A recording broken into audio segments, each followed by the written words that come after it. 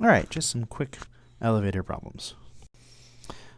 A 50 kilogram student weighing 490 newtons gets in a 1,000 kilogram elevator at rest and stands on a metric bathroom scale. As the elevator accelerates upward, the scale reads which of the following: more than, equal to, or less than 490 newtons but not 0 newtons, or 0 newtons. So we want to think about this and say, well, we have, here's our free body diagram. They have their weight pulling down at 490. They've got the floor pushing them up. And we know that the net effect is to create an upward acceleration, which means that the blue vector has to be more than the green vector. So we'd have to get more than 490 newtons.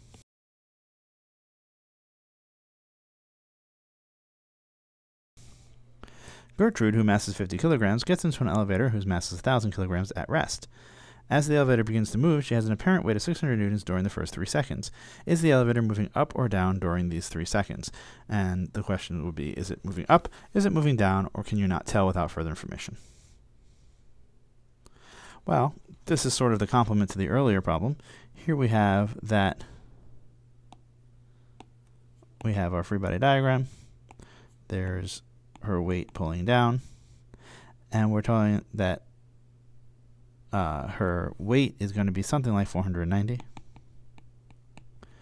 but we have an upward, she feels a force of 600, which means the acceleration must be upward because it must match the direction of the net force.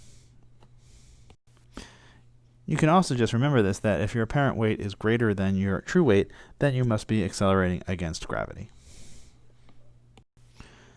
All right, same problem. Gertrude gets into the elevator, and she has apparent weight of 600 newtons during the first 3 seconds.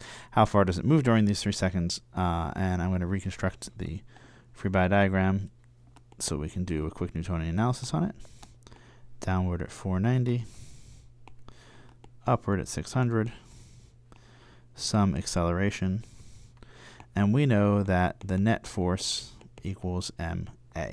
So Fn minus Fg equals ma, or the acceleration is Fn minus Fg over m, which is 600 newtons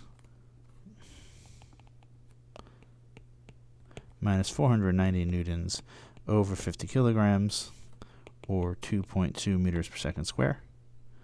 And then we can use that y is y initial plus v initial t plus 1/2 at square, starting at 0 with 0 initial speed, plus 1/2 times 2.2 meters per second square times 3 seconds quantity squared, which turns out to be 9.9 meters. It moves just shy of 10 meters in the first 3 seconds. Here's that not scrolled out, but typed a little bit more nicely.